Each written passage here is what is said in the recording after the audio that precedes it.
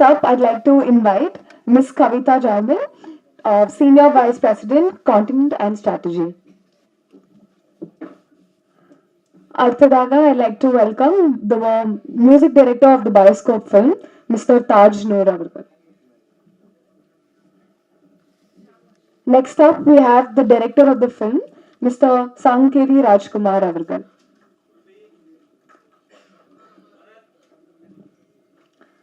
Arthadaga, I'd like to invite the producer of the co-founder of Producer Bazaar, Mr. Vijay.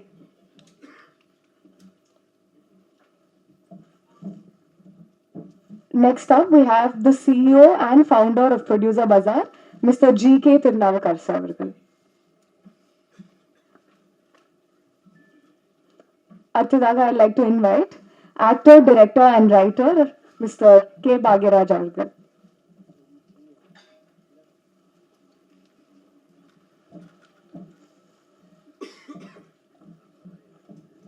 Last but not the least, I'd like to invite the CEO of AHA, Mr. Ravikant Savarkar.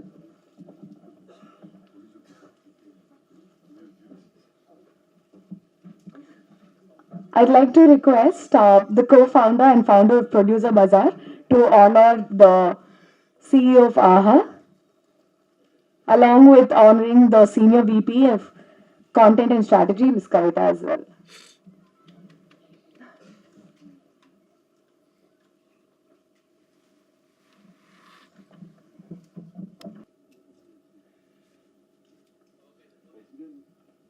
Thank you so much.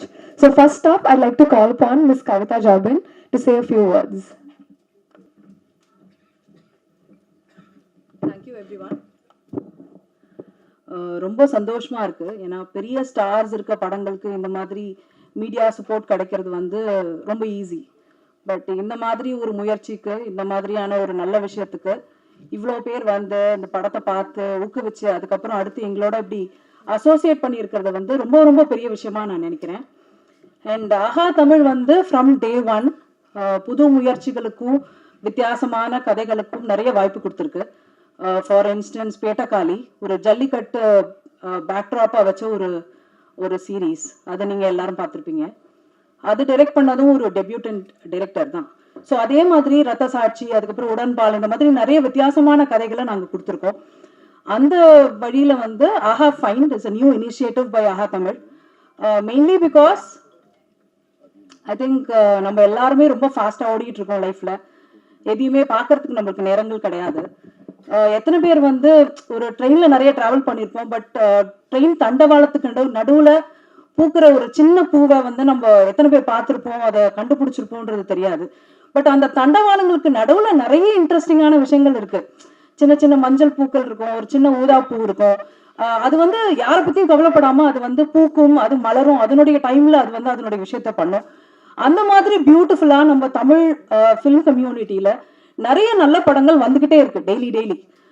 But ஆஹாக்கு வந்து reach out பண்றவங்க, மற்ற பிளாட்ஃபார்ம்ஸ்க்கு போய் reach out பண்றதுக்கான வழி வந்து நிறைய பேருக்கு தெரியாது.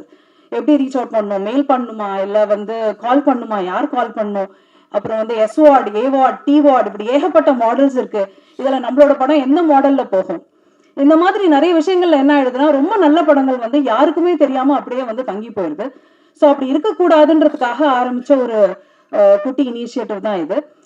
அதுலயும் எஸ்பெஷலி வந்து ப்ரொடியூசர் பசார் ஃபர்ஸ்ட் டைம் எங்களுக்கு இந்த படத்தை கொண்டு வந்து காட்டின உடனே எங்களுக்கு ரொம்ப பிடிச்சி போனது காரணம் பயோஸ்கோப் ராஜ்குமார் எடுத்த இந்த படம் வந்து ஒரு ஒரு புது ஐடியா அப்படிங்கிறத தாண்டி ஒரு ஃபேமிலியா பார்க்கும்போது ஒரு படம் எடுக்கப்பட்ட விதம், அதனுடைய ஸ்கிரீன் பிளே, இது எல்லாத்தையும் விட்டுட்டு பார்த்தாலுமே ஒரு தாத்தா பாட்டி வந்து நிறைய குழந்தைங்களுக்கு, பேர குழந்தைங்களுக்கு கதைகள் சொல்லி நம்ம கேட்டிருப்போம்.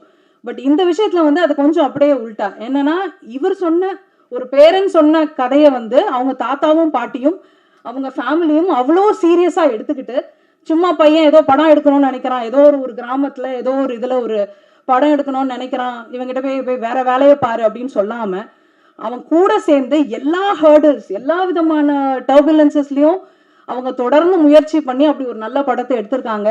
அது இந்த அளவுக்கு வந்திருக்கு. ஸோ அதில் ஆஹா ஃபைண்ட் ஃபர்ஸ்ட் படமாக எடுக்கிறதுல நாங்கள் ரொம்ப ரொம்ப பெருமைப்படுறோம். And apart from that producer பசார், ஜிகே அண்ட் விஜய் அவங்க வந்து இந்த படத்தை கொடுக்கும் போதே என்ன சொன்னாங்கன்னா, இந்த படம் வந்து எவ்வளோ தூரம் ரீச் அவுட் ஆகணுமோ அவ்வளோ தூரத்துக்கு ரீச் அவுட் ஆகணும், அதுக்கு நம்ம என்னெல்லாம் செய்யணுமோ பண்ணணும் அப்படின்னு சொன்னாங்க. அதுவும் எங்களுக்கு ரொம்ப சந்தோஷமான விஷயம்.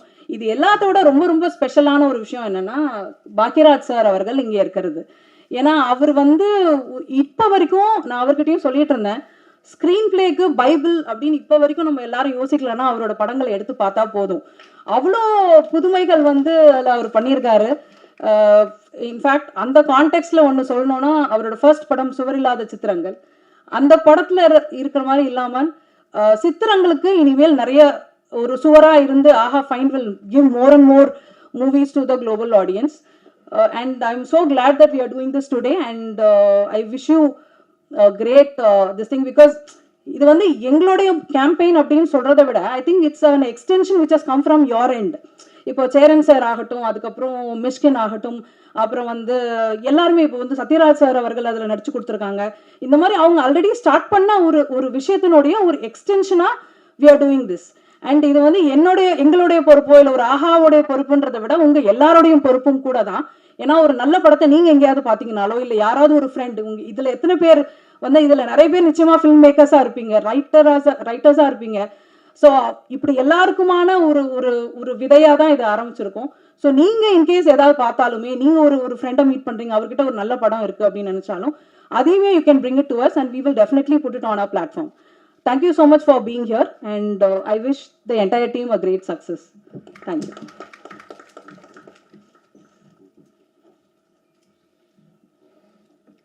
I'd like to invite the co-producer of the film, Mr. Adiman, to kindly be on stage.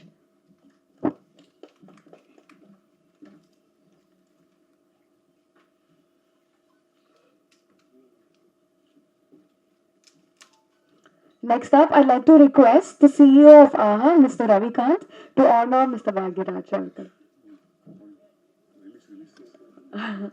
To release AHA Find. I apologize. It's a more special moment.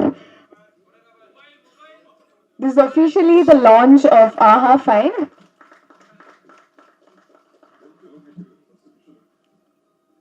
Bioscope is the first release and இதே மாதிரி நிறைய படங்கள் தொடர்ந்து they should release. So wishing you, your team, all the best and success in the world.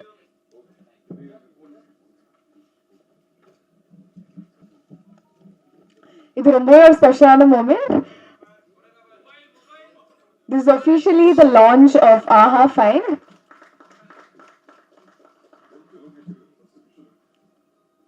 Bioscope is the first release and இதே மாதிரி நிறைய படங்கள் தொடர்ந்து they should release. So wishing you, your team, all the best and success in the world.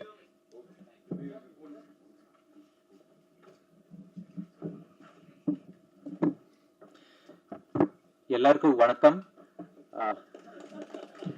Members of the press, Sir Bhagyaraj avargal, thank you so much for your presence and with your kind permission na English la pesren because my Tamil fluency is very limited. But thank you again for being here, sir. Thank you so much.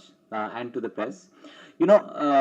From the time AHA was launched in April 2022, we have been committed to bringing the most entertaining original stories to the viewer, to the Tamil viewer, be it Pettaikali, Rathasachi, Sattur railway station, Maruti Nagar police station, and most recently, Veramari office, which was a real big success story, which led us to do a season 2 as well.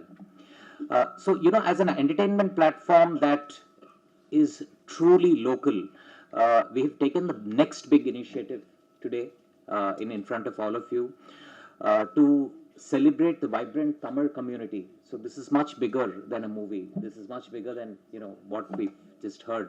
It's about celebrating the vibrant Tamil community and provide a platform to aspiring filmmakers, right, and storytellers, creators to reach a global audience. So that's the vision of AHA Find. It's an initiative to celebrate the community and to offer the most engaging content to a global audience, not just in India.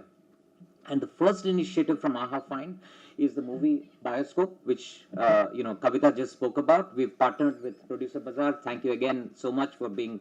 They're a renowned marketplace for licensing, specializing in buying and selling of films, and it's been made by the acclaimed filmmaker Thiru Rajkumar Avargal. The music has been scored by Thiru Tajnoor. I would also like to thank GK, CEO of Producer Bazaar, and Thiru Vijay, co-founder of Producer Bazaar, for partnering with us, and we really look forward to bringing the Tamil audience across the world some really meaningful and entertaining content. Thank you very much for being part of this, the start of this new journey. Thank you again. Request the co-founder of Producer Bazaar, Mr. Vijay, to say a few words. Thank you all. Thank you, sir. Firstly, I would like to thank AHA to take this initiative, because getting in medium for the small films is really tough these days. And they are not really looking at money, because everybody knows if they're taking for big films, you'll definitely make more money out of it. But leaving that aside, keeping the business angle aside, they're getting in, taking up the small films, encouraging the new creators. I think these the new creators who are starting up with small way are the people who are leading the next way, the next decade.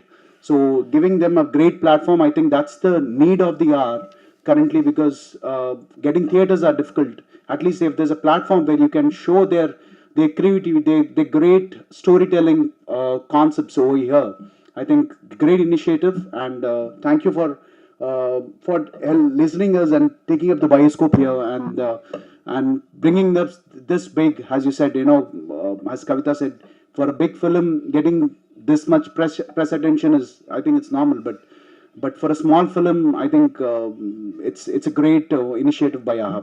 Thank you. அடுத்ததாக இந்த படத்தோட co-producer mister Athiman அவர்களை சில வார்த்தைகள் பேச வைக்கிறேன்.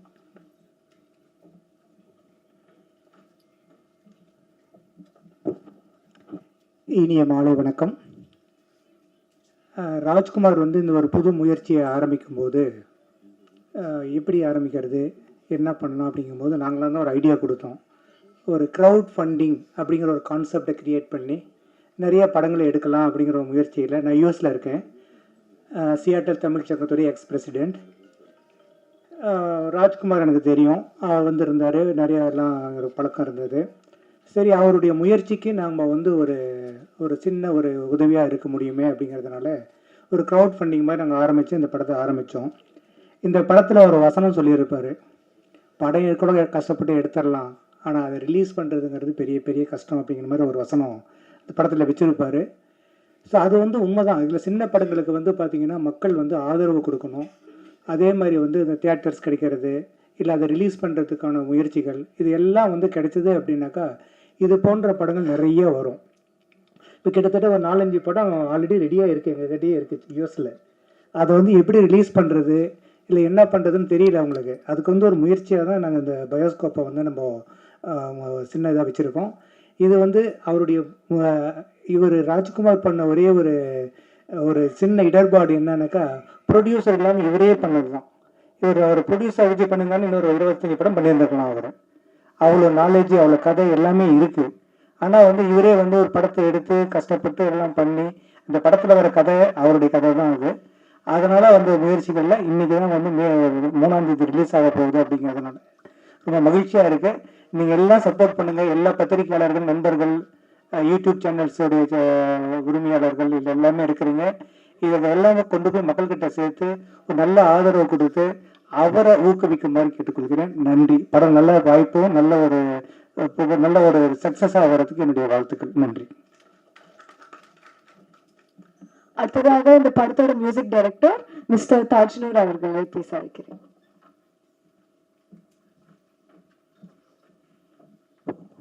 வந்திருக்கும் press media எல்லாருக்கும், மேடையில் வந்திருக்கும் பெரியவர்களுக்கும், என் அழைப்பேற்று வந்திருக்கும் பாக்கியராஜ் சார் அவர்களுக்கும் என்னுடைய வணக்கங்களும் நன்றிகளும்.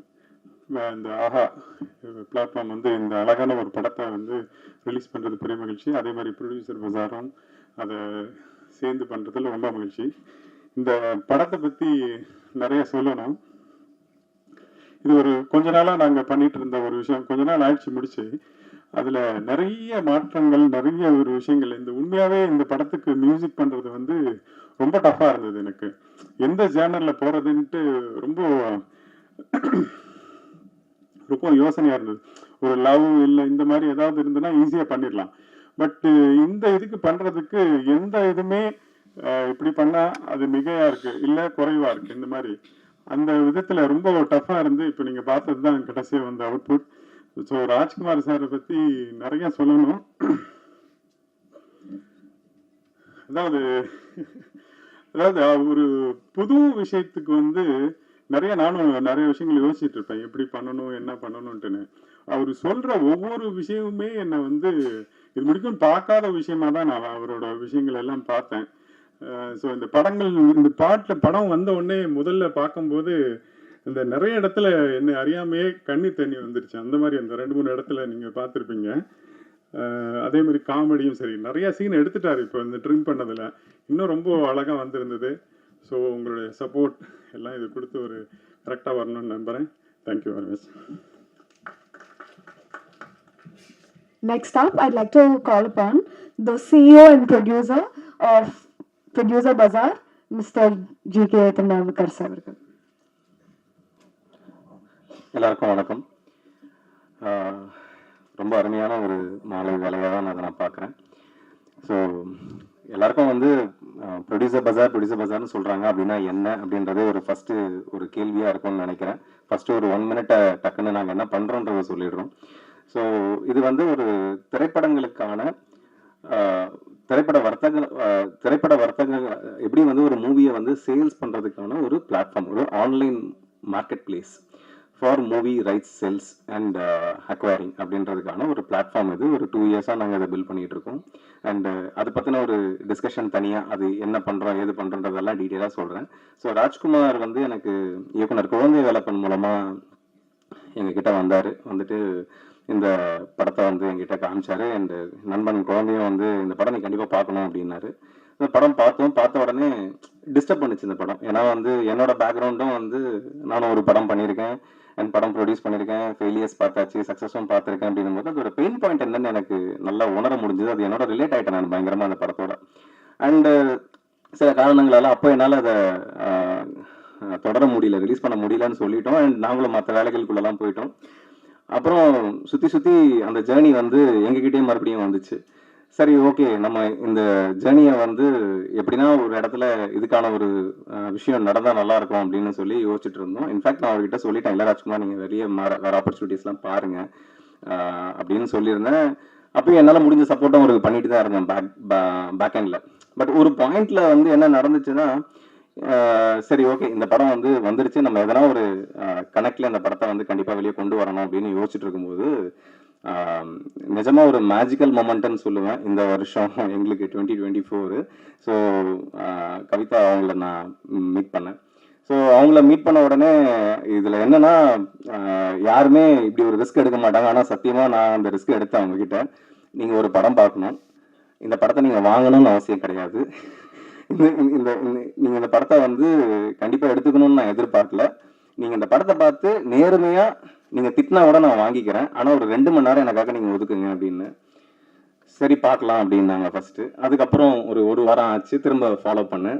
அதுக்கப்புறம் சரி நான் வரேன் அப்படின்னாங்க. ஓகேங்க அப்படின்னு சொன்னோம், பேசி முடித்தோம். அதுக்கப்புறம் என்ன படம் அப்படின்னாங்க. இல்லை அது மட்டும் கேட்காதீங்க அப்படின்னு. அப்புறம் அவங்க என்ன பண்ணாங்க, சரி இல்லைங்க நீங்கள் பெசாம விமியோ லிங்க் அனுப்பிடுங்களா பார்த்துடலான்னாங்க. அது அவங்க ராஜ்குமார் இருக்கார் பார்த்தீங்கன்னா, நீங்கள் சொத்தை எழுதி கொடுக்க சொன்னால் கூட எழுதி கொடுத்துருவாரு. அந்த விமியோ லிங்க் கேட்டு அவர்கிட்ட வாங்குறதுக்குள்ள நாங்கள் செத்துருவோம். அது தரமாட்டார். சார் படம் சார் தியேட்டரில் வந்து பார்க்கணும் சார், அப்போ தான் சார் அந்த ஃபீல் பயங்கரமாக இருக்கும், ப்ளீஸ் சார் அப்படின்னு. அப்புறம் இல்லைங்க நீங்கள் தியேட்டரில் வந்து பார்த்தா தான் நல்லாயிருக்கும் அப்படின்னு சொல்லி அவங்கள கன்வின்ஸ் பண்ணி, அதுக்கப்புறம் நாளைக்கு ஷோனா இன்னைக்கு சாயந்தரம் கேட்குறாங்க, என்ன படம்னாச்சும் சொல்லுங்க, நான் டீமுக்கு சொல்லணும், என்ன ஏன் இப்படி படுத்துறீங்க அப்படின்னாங்க.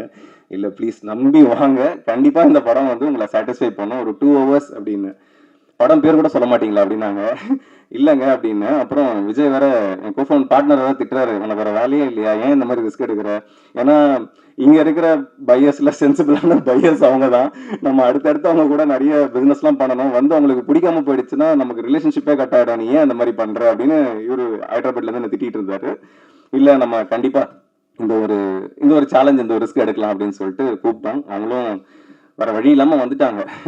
வந்தாங்க, வந்து உட்காந்தாங்க, ஷோ படம் போட்டோம். படம் ஆரம்பிச்சது. ஃபர்ஸ்ட் 10 நிமிஷம் எனக்கு வேர்த்து ஊத்துது. இந்த பக்கமும் அந்த பக்கமும் ஏதோ இது ஏன் படம் அப்படின்ற அந்த உணர்வுக்குள்ள என்ன தள்ளி விட்டாரு இந்த ராஜ்குமார். சரிங்களா, இந்த பிரசவ வழியில இருக்க மாதிரி இந்த ப்ரிவியூ ஷோ போட்டுட்டு வெளியே உட்காந்துருக்க ஒரு ப்ரொடியூசருக்கு இருக்கிற பெயின் தான் இன்னைக்கு எனக்கு இருந்துச்சு இவங்க பக்கத்துல உட்காந்துக்கிட்டு. அதுக்கப்புறம் ஒரு 10 நிமிஷத்துக்கு அப்புறம் எவ்ரிதிங் ஆஸ் நார்மல். அது வந்து சிரிச்சா போச்சு மாதிரி தான். உள்ள வந்து அவரு வடிவேல் பாலாஜிலாம் அப்படி நின்று சிரிப்பு காட்டுற மாதிரி அந்த படம் 10 நிமிஷத்துக்கு அப்புறம் அவங்க டீம் மொத்த பேரையும் பிளாஸ்ட் பண்ணி சிரிக்க வச்சிருச்சு. அதுலயும் ஒருத்தர் இருந்தாரு, எந்த படத்துக்கும் ரியாக்ஷனே கொடுக்காத மாதிரி ஒருத்தர் இருந்தார். எனக்கு அவரை பார்த்து ஒரு பயம் இருந்தது. அந்த மாதிரி ஒரு டீமை வச்சிருக்கிறீங்க நீங்க. ஸோ அப்புறம் ஃபைனலா படம் பார்த்து வெளியே வந்த உடனே அவங்க சொன்ன ஒரே வார்த்தை இதுதான், இந்த படத்தோட ஐடியா பியூட்டிஃபுல்லா இருக்கு, கண்டிப்பா நம்ம இந்த ப்ராஜெக்டை வந்து பண்ணலாம் அப்படின்னு சொல்லி ஒரு கிரீன் லைட் கொடுத்தாங்க. அது வந்து இந்த படத்துக்கு வந்து ஒரு மிகப்பெரிய ஒரு புஷ்ஷா நான் பார்த்தேன். அண்ட் எனக்கு அதுலேயும் தாண்டி எனக்கு ரொம்ப பிடிச்ச விஷயம் என்னன்னா, அது ஜஸ்ட் இந்த படம் மட்டும் அப்படின்னு அவங்க நிறுத்தலை. அவங்க என்ன சொன்னாங்க, ஃபைண்டுன்னு ஒரு கேட்டகரி கொண்டு வரலாம். அந்த கேட்டகரியில் இந்த மாதிரி கான்டென்ட், இந்த மாதிரி புதுசாக இருக்கிற கான்டென்ட்டை வந்து நம்ம கண்டினியூஸாக பண்ணால் எப்படி இருக்கும் அப்படின்ற அவங்களோட தாட் வந்து எனக்கு ரொம்ப பிடிச்சிருந்தது. It was fantabulous visionary idea Kavitha, and great applause to you, and she deserves an applause. ஏன்னா வந்து இது வந்து ஒரு சாதாரணமான ஒரு மூவ் இல்லைன்னு எங்களால் உணர முடிஞ்சது. ஏன்னா இங்கே இருந்த டைரக்டர்ஸ் எல்லாரும் கொடுத்த ஃபீட்பேக், இந்த படம் பார்த்துட்டு இப்படி ஒரு படத்தை அக்வயர் பண்ணுறாங்களா, இப்படி ஒரு படத்துக்கான ஒரு பிளாட்ஃபார்ம் இருக்கா அப்படின்றது ஒரு மிகப்பெரிய ஒரு கான்ஃபிடென்ஸை வந்து இவங்க கொடுத்துருக்குறாங்க. அதுக்கு வந்து ஒரு மிகப்பெரிய நன்றி. And thank you Ravi sir, under your leadership this is possible. I know like it is not possible unless until you foresee things. So அந்த ஒரு விஷயத்த நீங்கள் பண்ணதுக்கு லைக் நான் மட்டும் இல்லை, என்டையர் கிரியேட்டர் கம்யூனிட்டியே வந்து they will definitely give you a big thanks for you for building up this type of platform for creators. Thanks for that. And இந்த ஜேர்னியில் வந்து எனக்கு இன்னொரு பெரிய பயம் என்னன்னா, ராஜ்குமார் கிட்ட நான் இன்னைக்கு ஸ்டேஜுக்கு வரதுக்கு முன்னாடி இப்போ இப்படி இந்த சைடு இப்படி நடந்து வரும்போது எனக்கு தோணுச்சு, எல்லாரும் இந்த படத்தை பார்த்துட்டீங்க இல்லைங்களா, ராஜ்குமார் ஒரு அன்பான வேண்டுகோள், தயவு செஞ்சு பயோஸ்கோப் 2 எடுக்கிறேன்னு சொல்லிடாதீங்க, சரிங்களா? இந்த படத்தை எப்படி ரிலீஸ் பண்ணோன்னு ஒரு கண்டென்ட்டை மட்டும் பண்ணிடாதீங்க. அப்படி ஒரு கண்டென்ட் பண்ணீங்கன்னா அந்த கண்டென்ட்ல ரவி சாருக்கும் நீங்க ஒரு ரோல் கொடுக்குற மாதிரி ஆயிடும், கவிதாவுக்கு ஒரு ரோல் கொடுக்குற மாதிரி ஆயிடும், எனக்கு ஒரு ரோல் கொடுக்கணும், அவருக்கு ஒரு ரோல் கொடுக்கணும். ஸோ நம்ம நிக்கில் முருகன் சாருக்கும் நீங்க ஒரு ரோல் கொடுக்குற மாதிரி ஆயிடும். எல்லாரையும் நீங்க ஒரு பர்ஃபார்மன்ஸ் பண்ணி இந்த படத்தை நான் எப்படி வியாபாரத்துக்கு எடுத்துட்டு வந்தேன்னு ஒரு படத்தை மட்டும் தயவு செஞ்சு பண்ணிடாதீங்க, போதும். தாஜ்னூர் சொன்ன மாதிரி, உங்க கோ ப்ரொடியூசர் சொன்ன மாதிரி அடுத்தடுத்து நீங்க வேற வேற தளங்களுக்கு பயணிக்கணும்ன்றது தான் வந்து என்னோட விருப்பமும் கூட. அந்த அந்த அந்த ஒரு பாத்துக்கு நீங்க போகணுன்றது தான் என்னோட விருப்பமும் கூட. ஏன்னா இது எப்படி ஆயிடுச்சுன்னா, எங்களோட மார்க்கெட் பிளேஸ் வந்து எங்களோட ஐடியாலஜி வந்து வெரி சிம்பிள். எங்க மார்க்கெட் பிளேஸுக்கு ஒரு படம் வரும், அந்த படத்தோட ரைட்ஸை நாங்கள் அன்பண்டில் பண்ணுவோம், பையர் யாருன்னு ஐடென்டிஃபை பண்ணுவோம், சேல்ஸ் பண்ணுவோம், அதோட முடிஞ்சு போச்சு. ஆனா இவரோட படம் வந்த உடனே என்ன ஆச்சுன்னா, இது கிட்டத்தட்ட எங்க படம் மாதிரி கன்வெர்ட் ஆன உடனே எங்க டீம்ல ஒரு 4 பேர் இருக்காங்க. அதுல ஃபர்ஸ்ட் வந்து என்னோட பார்ட்னர், அவரு ஹைதராபாத்ல எப்படின்னா செயின் ஆஃப் தியேட்டர்ஸ் அங்கே ரன் பண்ணிட்டு இருக்காங்க. அவங்களோட விஷன்லாம் பார்த்தீங்கன்னா அல்லு அரவிந்த், மகேஷ் பாபு அந்த மாதிரி தாட்டில் இருந்துட்டு இந்த படத்தை நான் அவர்கிட்ட அனுப்பி இது மாதிரி ஒன்று பண்ணலாமான்னு கேட்டால் என்ன ரியாக்ஷன் வரும்னு யோசிச்சு பாருங்க என் நிலைமையை. ஃபர்ஸ்ட் நான் அவரை சமாளிக்கணும். அவரை சமாளிச்சதுக்கு அப்புறமா அடுத்து என்னோட மிகப்பெரிய பிரச்சனை வந்து என்னோட சிஎஃப்ஓ பிரபு, சரிங்களா? அவர் என்ன பண்ணுவாருன்னா, எல்லாம் கேட்பாரு, எல்லாம் கேட்டு எவ்வளோ காசு வரும் அப்படின்னாரு. இதுக்கு எனக்கு என்ன பதில் சொல்றதுன்னு எனக்கு தெரியாது. நான் வேற இல்ல பிரபு, இது ஒரு புது இனிஷியேட்டிவ் அப்படின்னு அப்படியே டென்ஷன் ஆகி திரும்புவார் இந்த பக்கமா. திரும்பி இந்த புது இனிஷியேட்டிவ் பண்றதெல்லாம் வச்சுக்காத, ஒழுங்கா இருக்கிற வேலையை செய்யறதுக்கு எங்க ஆள் இல்லை, நீ எதுக்கு இந்த வேலையை செய்யற அப்படின்னு அடுத்த டென்ஷன். அவரை நான் சமாளிக்கணும். அப்புறம் அப்படி இப்படின்னு பேசி இல்ல பிரபு அப்படின்னு, சரி ஓகே ஏதோ பண்ணுங்க ஆனா வந்து பாத்துக்கோங்க அப்படின்னு சொல்லிட்டு அவரு ஒரு பக்கம் அவரை சமாளிக்கணும். அவரை சமாளிச்சதுக்கு அப்புறமா இந்த பக்கம் திருமணம்னு வச்சுக்கோங்களேன், எங்க ஆப்ரேஷன்ஸ்ல வெற்றின்னு ஒருத்தர் இருக்காரு, அவர் அதுக்கு மேல, சரிங்களா? எனக்கு வந்து அவரோட ஒரே வேலை என்னன்னா, நான் வேலை செய்யாம பாத்துக்கிறது. அந்த வடிவேல் ஒரு படத்துல சொல்லுவாருமா, நீ எதனா வேலை செஞ்சா டெட் பாடி நீ தான் மாதிரி, என்ன வேலை செய்யாம பாத்துக்கிறது அவரோட வேலை. இதை தாண்டி என் டீம்ல ஆன்போர்டிங்ல சுப்ரியான்னு ஒருத்தவங்க இருக்காங்க. அவங்க என்ன லூசுன்னே நினைச்சிட்டாங்க. அதாவது எதனா ஒரு படம் வருதுன்னு வச்சுக்கோங்களேன், அதாவது சினிமா சம்பந்தமா ஒரு கண்டென்ட் வருது, சினிமா மேக்கிங் பத்தி ஒரு படம் வருதுன்னா அவங்க குடுகுடுன்னு ஓடியாந்து, சார் சினிமா மேக்கிங் பத்தி ஒரு படம் இருக்கு சார், நீங்க பாரு, இது எதுக்கு நீ என்கிட்ட சொல்ற அப்படின்னு நான் கேட்டேன். இல்ல சார் உங்களுக்கு தான் அந்த மாதிரி படம்லாம் பிடிக்கும்ல அப்படின்னா. அது எப்படி அப்படின்னு, அதான் சார் பயோஸ்கோப் நீங்க ரொம்ப நாளா ட்ரை பண்ணிருக்கீங்களா அப்படின்னு அவங்க ஒரு முடிவு பண்ணிட்டாங்க. இதை தாண்டி எங்க டீம்ல அருண் ஒருத்தர் இருக்காரு. அவர் வந்து என்னன்னா சேல்ஸ் செல்லிங் இதெல்லாம் அவர் தான் பாத்துக்கிறாரு. அவர்கிட்ட இருக்கிற பிரச்சனை என்னன்னா, அவரும் லைசன்ஸ் பண்றது எல்லாமே பெரிய படம், சரிங்களா? சின்ன படம்னாலே அப்படியே அவன் ரியாக்ஷனை பார்க்கவே எனக்கு பயமா இருக்கும். ஸோ அவங்ககிட்ட சொல்லி இது மாதிரி ஒரு கண்டென்ட்ப்பா அப்படின்னா, இப்படிதான் இந்த மாதிரி ஒரு செட்டப். எல்லாருமே வந்து என்னன்னா, it's all love and care. இது எப்படின்னா வந்து பத்திரமான ஒரு ரூட்டுக்கு எடுத்துட்டு போகணுன்றதான் அவங்களோட ஆசை. பட் இந்த பயோஸ்கோப்புன்ற படம் வந்து இவங்க எல்லாரையுமே கன்வின்ஸ் பண்ணிச்சுன்றது தான் வந்து மிகப்பெரிய சாதனையா நான் பார்க்குறேன். ஏன்னா இவ்வளோ பேரை தாண்டி இந்த இடத்துக்கு வந்து நாங்கள் எல்லாரும் வந்து நிப்பாட்டியிருக்கோம் இந்த படத்தை. அண்டு இதுக்கப்புறமா இது உங்கள் கையில், நீங்கள் தான் வந்து இதை பிகரான ஆடியன்ஸ், லார்ஜரான ஆடியன்ஸுக்கு கொண்டு போனோம். இன்ஃபேக்ட் இந்த படம் ஆரம்பிக்கும் போது உண்மையாக சொல்கிறாங்க, நாங்கள் வந்து ஒரு 10 தேட்டரில் ரிலீஸ் பண்ணலான்றதான் எங்களோட டார்கெட்டாக இருந்துச்சு. ஆனால் இந்த படத்தோட டீசரும் ட்ரெய்லரும் கொடுத்த நம்பிக்கை அண்ட் இது வரைக்கும் வந்து படம் பார்த்து கொடுத்த ஃபீட்பேக்ஸில் இருந்து இந்த படம் இன்னைக்கு வந்து கிட்டத்தட்ட 75 தேட்டர்கள் வரைக்கும் எங்களுக்கு வந்து சப்போர்ட் வந்திருக்கு. நீங்கள் இது அடுத்த லெவலுக்கு கொண்டு போவீங்க. எப்படி வந்து லப்பர் பந்து வந்து சிம்பிளாக வந்து சூப்பரான ஒரு இடத்துக்கு போய் லேண்ட் ஆச்சோ, அதே மாதிரி இந்த படம் ஜனவரி 3ஆம் தேதி தியேட்டரில் 75 தியேட்டரை தாண்டி இன்னும் அடிஷ்னலாக இந்த படத்தை கொண்டு போய் சேர்க்க வேண்டிய ஒரு ரெஸ்பான்சிபிலிட்டி எல்லாருக்குமே இருக்குன்னு நான் நம்புகிறேன். இந்த ஜேர்னியில் நீங்களும் எங்கள் கூட வரணுன்றதான் என்னோட விருப்பமும் ஆசையும். அண்ட் இதெல்லாம் தாண்டி கவிதா சொன்ன மாதிரி இந்த இடத்துல வந்து பாக்யராஜ் சார் வந்திருக்கிறது வந்து எனக்கு ஒரு மிகப்பெரிய ஒரு ஆசீர்வாதமாக நான் பார்க்குறேன். எனக்கு ஒரு பெரிய பிளஸ்ஸிங்காக நான் பார்க்குறேன். ஏன்னா நான் இதுக்கு முன்னாடி குரங்குப்படல்னு ஒரு படம் ப்ராஜெக்ட் வந்து ஃபர்ஸ்ட் இனிஷியேட் பண்ணது நான் தான். அதோட டிசைனை வந்து நான் பாக்யராஜ் சார் கிட்ட காமிச்சேன். என்னது இது அப்படின்னாரு. அதான் சார் நம்ம சின்ன வயசில் சைக்கிள் உள்ள கால் விட்டு ஓட்டுவோமே சார், அதுதான் சார் நான் டைட்டிலாக வச்சிருக்கிறேன் அப்படின்னு. அந்த டிசைன் இப்படி பார்த்துட்டு அவர் சொன்ன ஃபீட்பேக் வந்து என்னன்னா, டிசைன் நல்லா இருக்கு, ஆனால் எங்க நீ சொன்ன விஷயம் அதில் இல்லையே அப்படின்னாரு. எனக்கு புரியலை முதல்ல, சார் என்ன சொன்னாரு அப்படின்ட்டு. அப்புறம் அந்த டிசைன்ல வந்து என்ன குரங்கு பெடல் காலை உள்ள விட்டு சைக்கிளை ஓட்டுவோன்னு சொல்ற, ஆனா அதுல வெறும் சைக்கிளை மட்டும் போட்டு வச்சிருக்கிற, கால் எங்க அப்படின்னாரு. கடைசியில மண்டையில இருக்க கொண்டைய வெட்டலைன்ற மாதிரி ஒரு கரெக்ஷன் எங்களுக்கு அது ஃபீல் ஆச்சு. எல்லாருக்குமே வந்து அப்படி ஒரு அவரு சார் இன்னைக்கு இந்த ஸ்டேஜ்ல நாங்க எல்லாரும் நிக்கிறோம் அப்படின்னா, இந்த ஸ்டேஜுக்கு வந்து ஒன் ஆஃப் த ஒரு ஆணி வேற வந்து சார் இருந்திருக்காரு தமிழ் சினிமாவுக்கு. ஸோ ரொம்ப நன்றி சார், நீங்க வந்து எங்களோட இருந்து இந்த பயணத்துல இப்படி ஒரு நிகழ்வை வந்து நீங்க துவங்கி வச்சது வந்து எனக்கு மிகப்பெரிய சந்தோஷமும் பெருமையும் இருக்கு. ரொம்ப நன்றி. அண்ட் இறுதியா ஒரே ஒரு விஷயம் தான் நான் சொல்ல ஆசைப்படுறேன். அதாவது ஆஹா ஃபைண்ட் இது வரைக்கும் எனக்கு தெரிந்த வரை இந்தியாவிலேயே யாருமே இப்படி ஒரு முயற்சி எடுத்ததில்லைன்றதை நான் அடிச்சு ஆணித்தரமா சொல்லுவேன். யாருமே இப்படி பண்ணது கிடையாது, எந்த பிளாட்ஃபார்மும் இப்படி பண்ணது கிடையாது. ஏன்னா நாங்க வந்து குளோபலா 150 பிளாட்ஃபார்ம்ஸோட ஒர்க் பண்ணிட்டு இருக்கோம், சரிங்களா? சேட்டலைட் நெட்வொர்க்ஸ், பிளாட்ஃபார்ம்ஸ் எல்லாரோடவும் பேசிக்கிட்டு இருக்கோம். எல்லாருமே வந்து கேட்கறது எல்லாமே ஸ்டார்காஸ்ட் படங்கள் எங்களுக்கு கொடுங்க அப்படின்னு தான் கேட்டிருக்காங்க. ஃபார் த ஃபர்ஸ்ட் டைம் இந்தியாவிலே முதல் தடவை இப்படி ஒரு இனிஷியேட்டிவ் நடந்திருக்கு. And we are very proud and happy to be part of this. Sir, we promise you sir, we will not let this down. We will take it for heights. Definitely we will take this for heights and we will bring new talents definitely for AHA. Thank you so much. It is so lovely to hear, sir. Arthadaga, I'd like to invite the director of Bioscope Film, Mr. Sankeri Rajkumar avargal. அனைவருக்கும் வணக்கம். நீங்கள் இந்த இப்போ படத்தில் பார்த்தப்போ வெங்காயம் படத்தில் எப்படி அந்த கல்யாண மண்டபத்தில் நிற்கும்போது நான் ஒரு எமோஷனலாக நின்னனோ, அதே மாதிரி தான் நான் இந்த பயோஸ்கோப்பை முடிச்சுட்டு ஒரு எமோஷனலான மூமெண்ட்டில் நான் இப்போ நிற்கிறேன். ஏன்னா நம்ம எடுத்த படத்தால் ஒரு உயிர் காப்பாற்றப்பட்டுச்சு அப்படிங்கிறது எனக்கு அப்போ ரொம்ப எமோஷ்னலாக இருந்துச்சு.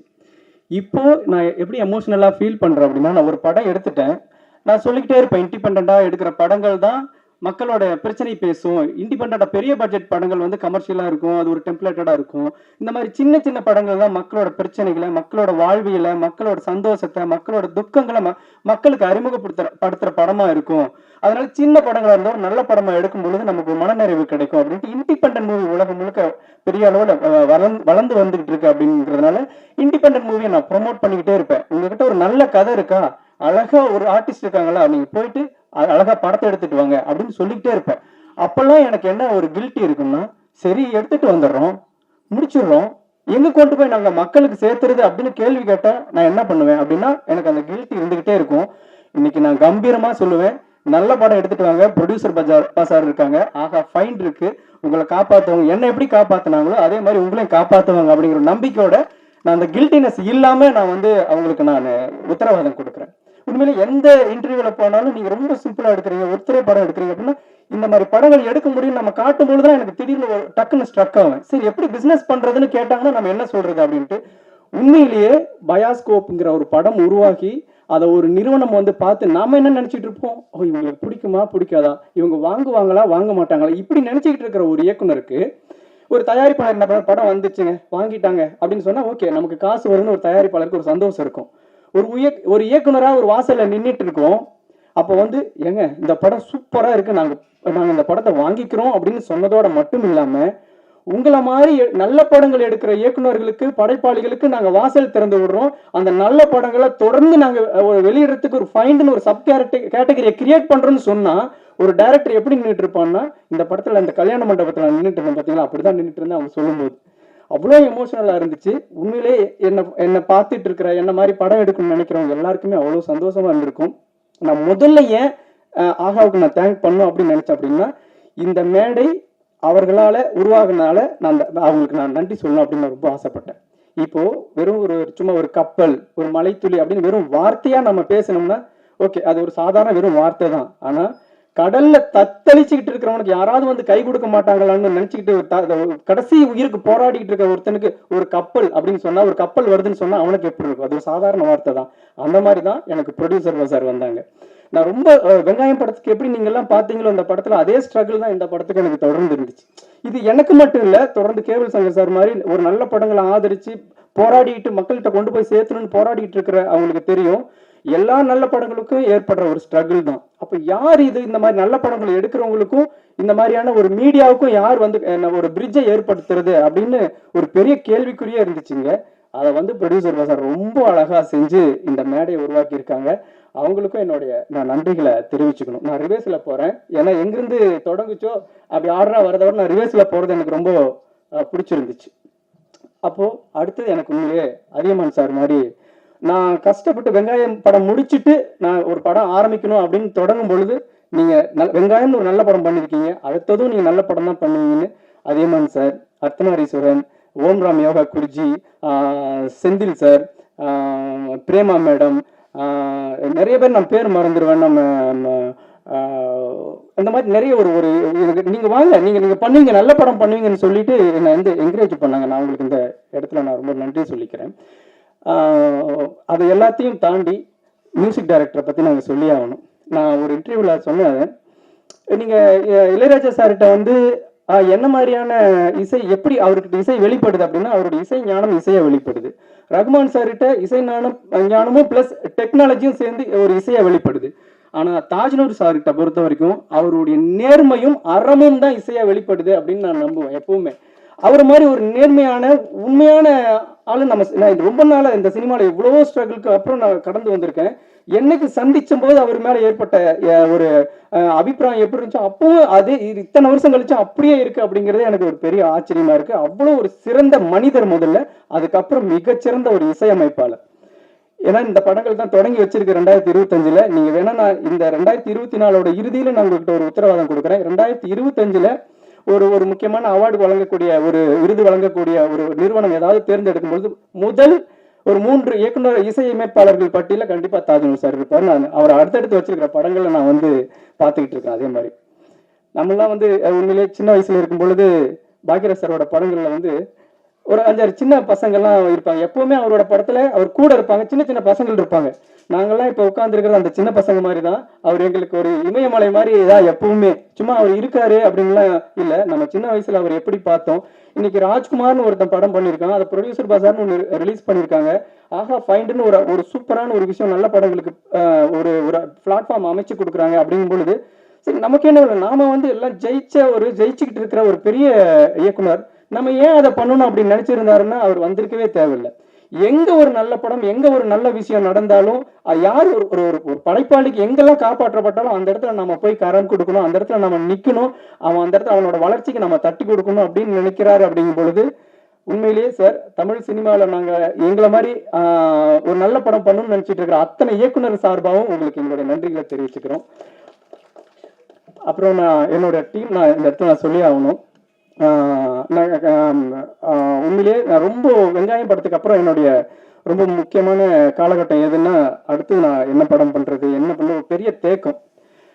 எல்லாருமே ஒரு இன்டர்வியூல சொல்லுவாங்க, எனக்கு வந்து இந்த ப்ரொடியூசர் இல்லைன்னா எனக்கு லைஃப் இருந்திருக்காது, இந்த டைரக்டர் இல்லைன்னா எனக்கு லைஃப் இருந்திருக்காது, ஒரு குடும்பத்தில் யாராவது ஒருத்தர் இல்லைன்னா லைஃப் இருந்திருக்காது அப்படின்ட்டு. ஃபர்ஸ்ட் எந்த டேரக்டருமே சொல்லியிருக்க மாட்டாங்க, ஒரு அசிஸ்டன்ட் டேரக்டர் இல்லைன்னா நான் இல்லாமே போயிருப்பேன் அப்படின்னு எந்த டேரக்டருமே சொல்லியிருக்க மாட்டாங்க. ஆனால் நான் சொல்றேன், ரொம்ப முடங்கி போய் ஒரு இருட்டில் கிடந்தப்போ பிரபுன்னு ஒருத்தர் வந்தார், என்னுடைய அசிஸ்டன்ட் டைரக்டர். வந்து என்னங்க பண்ண போறீங்க நீங்க, ஏங்க வெங்காயம் ஒரு படம் பண்ணிட்டு ஏங்க இப்படி உட்காந்துட்டு இருக்கீங்க, தட்டி எழுப்பி எந்திரிங்க, நம்ம படம் பண்ணுவோம், எப்படி கிரியேட் பண்றோம் எனக்கு தெரியும் அப்படின்ட்டு ஒரு 25 பேரை உருவாக்கி, ஒரு ப்ரொடியூசர்களை உருவாக்கி இன்னைக்கு வரைக்கும் வெங்காயம் படம் சக்சஸ்ஃபுல் அவர் பார்க்கவே இல்லை. அதுக்கப்புறம் தான் வந்தார் என்கிட்ட. எப்ப நான் வந்து டவுன்ஃபாலுக்கு போறனோ அன்னைக்கு வந்து இத்தனை வருடமும் நீ ஜெயிக்காம உன்னை விட்டு போக மாட்டேன்டான்னு ஒருத்தர் கங்கணம் கட்டிக்கிட்டு இந்த இடத்துல கொண்டாந்து நிறுத்துற வரைக்கும் அவங்க குடும்பத்துல இருக்கிற பிரச்சனைகள், அவங்களோட தனிப்பட்ட விஷயம் எதை பத்தியுமே கவலைப்படாம இன்னைக்கு நான் இந்த இடத்துல வந்து நிக்கிற வரைக்கும் அவர் கை கட்டிக்கிட்டு வேடிக்கை பாக்குறாரு. அப்படின்னா ஒரு அசிஸ்டன்ட் டைரக்டர் காப்பாற்றப்பட்ட, ஒரு உதவி இயக்குனரால் காப்பாற்றப்பட்ட இயக்குனருங்கிறதே நான் பெருமையா சொல்லிக்குவேன். அதுல எனக்கு எந்த விதமான தயக்கமும் இல்லை. ரொம்ப நன்றி பிரபு. அதே மாதிரி கூட இருந்து ரிலீஸ்க்கு வேலை செஞ்சுட்டு இருக்க முரளி, குப்புசாமி மாதிரியான வாங்க பிரபு, வாங்க பிரபு.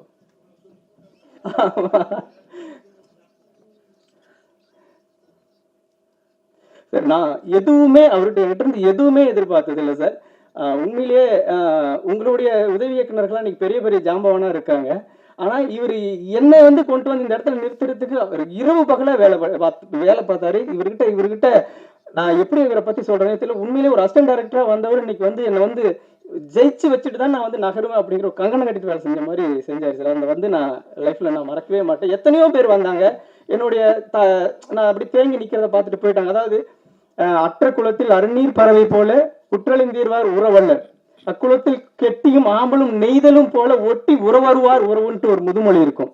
ஒரு குளத்துல தண்ணி இருக்கும்போது நிறைய குருவிங்க வரும், பறவைங்க வரும், என்ன மீன் இருக்கும், நத்த இருக்கும். அதை பொறுக்கி சாப்பிட்றதுக்கு வந்து அந்த தண்ணி இருக்கிற வரைக்கும் அதுங்க வந்து கூடிய குளத்தை சுத்தி சுத்தி இருக்காது, ஜகஜோதியா இருக்கும். அந்த குளத்துல ஒண்ணுமே இல்லைன்னா அங்க ஒண்ணுமே இருக்காது. ஆனா அந்த குளத்துல பூத்த தாமரை, ஆம்பல், அந்த நாணல் எல்லாம் அந்த குளத்தோடய சேர்ந்து வாடும்போது அந்த அந்த அந்த பூவும் சேர்ந்து வாடி கிடக்கும்ல, அந்த மாதிரி என்னோட நான் வாடும்போது வாடி நின்னாரு, நான் மகிழும் போது மகிழ் நின்னாரு. அதனால அவருக்கு நான் எல்லாரோட ரொம்ப நான் நன்றி கடன்பட்டிருக்கேன். அதை தாண்டி என்னுடைய குடும்பம், என்னுடைய குடும்பத்துக்கு நான் பெரிய நன்றி ஏன் தனியா நான் சொல்ல தேவைன்னா, இந்த படமே ஒரு பெரிய தேங்க்ஸ் கார்டு தான். என் பின்னாடி நின்ன எல்லாருக்கும் நான் வந்து அப்பா, அம்மா, தாத்தா, பாட்டி, இதுல வந்து என்ன ஒரு விஷயம்னா, இந்த படத்தை எடுத்து வெளியிடறதுக்குள்ள ஒரு தாத்தா இங்க வர முடியாத அளவுக்கு ரொம்ப உடனே இல்லாம போயிட்டாரு, ஒரு தாத்தா இல்லாமலே போயிட்டாரு. அவங்களாம் இதை பார்த்திருந்தா அவ்வளவு சந்தோஷப்பட்டிருப்பாங்க. என்னுடைய மனைவி, அவங்க அப்பா அம்மா எந்த இடத்துல 10 ரூபா இருந்தா அதுக்கான செலவு படுத்துக்குவாங்க, 50 ரூபா இருந்தா அதுக்கான செலவுகளை வச்சுக்குவாங்க. எந்த இடத்துலயுமே ஏன் நீங்க வந்து இந்த வறுமையை வந்து என்ன ஃபீல் பண்ணாமையே என்னை காப்பாத்தினதுக்கு என்னுடைய மனைவிக்கு, என்னுடைய குடும்பத்தார் எல்லாத்துக்கும் நான் ரொம்ப நன்றி கடன் பட்டிருக்கேன். தொடர்ந்து நான் என்கிட்ட ஒரு பெரிய பிரச்சனை இருக்கு. கொஞ்சம் முக்கியமானவங்களெல்லாம் ஞாபகப்படுத்தி சொல்லிடுவேன், ரொம்ப முக்கியமானவங்களை மறந்துடுவேன். நான் யாரையாவது மறந்துருந்தேன்னா அவங்க ரொம்ப முக்கியமானவங்கன்னு நீங்க நினைச்சுக்குங்க. அதை தாண்டி எனக்கு இப்பவுமே வெங்காயம் படத்துக்கு வரைக்கும் இன்னைக்குமே ஒரு நிகில் சார்கிட்ட எப்படி இருப்பாங்களோ அதே மாதிரி தான் இந்த பத்திரிகையாளர்கள், தொலைக்காட்சி நண்பர்கள் எல்லாருமே என்னோட பர்சனலா அவ்வளோ அன்பா இருப்பாங்க. எது நடந்தாலும் விஷ் பண்ணுவாங்க. உண்மையிலே எனக்கு இங்க இருக்கவங்க எல்லாருமே நிகில் சாருக்கு தெரிஞ்ச மாதிரி எனக்குமே எல்லாருமே தெரிஞ்சவங்க என் மேல அன்பா இருக்கக்கூடியவங்க. என்னோட அடுத்தது இவன் ஏதாவது வரமாட்டானா, ஏதாவது பண்ண மாட்டானா, ஒரு நல்ல படம் பண்ண மாட்டானா, அதை நம்ம வந்து ப்ரொமோட் பண்ண மாட்டோமா அப்படிங்கிற மாதிரியான ஒரு எதிர்பார்ப்பில் இருக்கிற மாதிரியான ஒரு நண்பர்கள் தான். நான் உங்களுக்கு இந்த இடத்துல நான் நன்றி சொல்லிக்கணும். இது எல்லாத்தையும் தாண்டி ஏன் நான் ஃபைனல் டச்சா வைக்கணும் அப்படின்ட்டு ஒருத்தர் வந்து வச்சிருக்காருன்னா சார் ரவி சார் அவர்கள். ஏன்னா இங்க இருக்கிறவங்க தமிழ்நாட்டு கல்ச்சரை வந்து தெரியும், இந்த படத்தோட விஷயம் தெரியும், ஒரு நல்ல படம் பண்றதுக்கு என்னென்னலாம் ஸ்ட்ரகிள் இருக்குன்னு தெரியும். அதே மாதிரி திரு சார் வந்து நான் அவர் கூட ரொம்ப பர்சனலா கனெக்ட் ஆயிருக்கேன். இது எல்லாமே சரிங்க. ஒரு டிசிஷன் எடுக்கக்கூடிய ஒரு இடத்துல ஏங்க இதெல்லாம் கொஞ்சம் யோசிச்சு பண்ணுங்கன்னு சொல்லிட்டா ஒட்டுமொத்த பெரிய ஜேர்னியுமே அங்க வந்து டிஸ்டர்ப் ஆயிரும். ஓகே, இது வந்து நம்ம கை விட்டுறலாம் அப்படின்ட்டு அவங்க வந்து மிஸ் பண்றதுக்கு வாய்ப்பு இருக்கு. சார், நீங்க இருக்கிற உயரத்துக்கு நீங்க தமிழ்நாட்டில் இருக்கக்கூடிய லட்சக்கணக்கான அசிஸ்டன்ட் டைரக்டர்ஸ் இருக்காங்க, ஆயிரக்கணக்கான என்ன மாதிரி நல்ல புது டைரக்டர்ஸ் இருக்காங்க. அவங்க எல்லாமே உங்களுக்கு தேங்க் பண்ணுவாங்க சார். இந்த பிளாட்ஃபார்ம் வந்து நாம பிளாட்ஃபார்ம் கூட சொல்லக்கூடாது, இது ஒரு ஃபிளைட்னு தான் சொல்லணும். எங்களை மாதிரியான ஆட்கள் எல்லாம் நீங்க உயரத்துக்கு ஹைட்டுக்கு கொண்டு போய் நிறுத்திருக்கீங்க. ஃபைனல் டச்சா உங்களுக்கு நன்றி சொல்றதுன்னு தான் நான் அவங்கள இது வரைக்கும் நான் சொல்லாம இருந்தேன். இந்த படம் நான் ரொம்ப நாள் கழிச்சு வந்திருக்கு. அடுத்து என்னுடைய 2 படங்களும் வரப்போகுது. நான் ரொம்ப நாளா வெயிட் பண்ணிட்டு இருந்தாலும் நல்ல நல்ல படங்களோட தான் நான் உங்களை வந்து சந்திப்பேன். தப்பான படம் பண்ண மாட்டேன். சின்ன படமா இருக்கலாம், எனக்கு இருந்த பொருளாதாரத்தை வச்சு நான் சின்ன படம் பண்ணிருக்கலாமே ஒழிய எக்காரணத்தை கொண்டும் பத்திரிகையாளர்களோட நம்பிக்கை வீண் போகிற அளவுக்கு நான் தப்பான படம் பண்ண மாட்டேன் என்னைக்குமே. அது நான் இன்னும் கொஞ்சம் எனக்கான பெரிய வாய்ப்புகள் கிடைக்கும் போது இன்னும் இதுல ஏதாவது சின்ன சின்ன குறைகள் இருந்தாலும் அதை சரி பண்ணி நான் நிச்சயமா பெரிய படமா பண்ணுவேன். உண்மையிலே நான் ரொம்ப சந்தோஷமா நினைக்கிறேன். எனக்கு பின்னால் வரக்கூடிய இயக்குநர்களுக்கு ஒரு பாதை அமைச்சு கொடுக்கக்கூடிய ஆகாவோட ஃபைண்டுங்கிற ஒரு புதிய உதயத்தை இந்த பயாஸ்கோப் உருவாக்கி கொடுத்திருக்கு. அந்த பயாஸ்கோப்பை நான் உருவாக்குனேன் அப்படிங்கிற ஒரு பெருமிதத்தோட விடைபெறுகிறேன். நன்றி, வணக்கம்.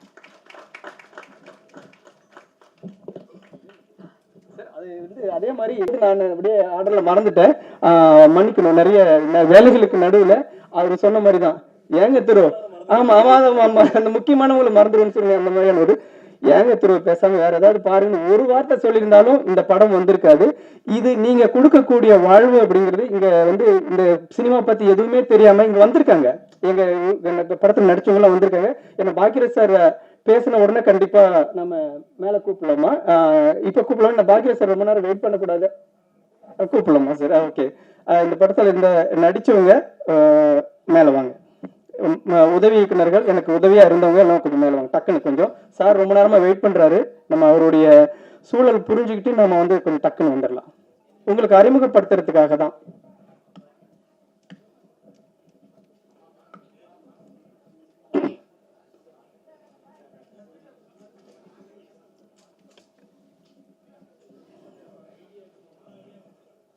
ஆமாங்க சார். அது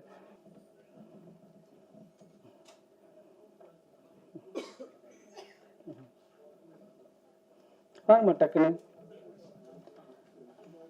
இந்த இடைவெளியில நான் இந்த படத்தை தொடங்கும் பொழுது எனக்கு பண உதவி செஞ்சு எனக்கு இது வரைக்கும் எப்ப ராஜ்குமார் இந்த படம் எப்ப எனக்கு திருப்பி தருவ அப்படின்னு எந்த ஒரு வார்த்தையும் சொல்லாம எனக்காக அன்போட காத்திருந்த அனைவருக்கும், அதாவது ஓம்ரம் யோகா சார், அதியமான் சார், ஸ்ரீதர், ஜேசுதாஸ், செந்தில் அண்ணா, மலேசியா காமராஜ் சார், சண்முகம் அண்ணா, ஈஸ்வர் அர்த்து சார், பிரேமா மேடம், சுரேஷ் மாம்ஸ், இவங்க எல்லாருக்கும் என்னுடைய மனமார்ந்த நன்றிகளை தெரிவிச்சுக்கிறேன்.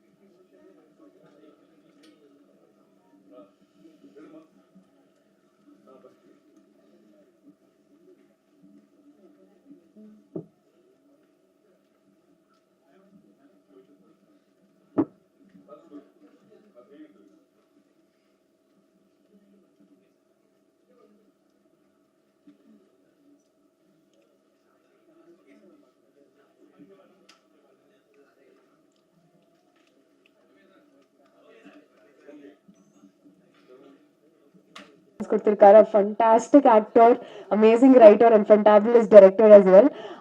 Mr. Bhagiraj அவர்களை சில வார்த்தைகள் பேச அழைக்கிறேன்.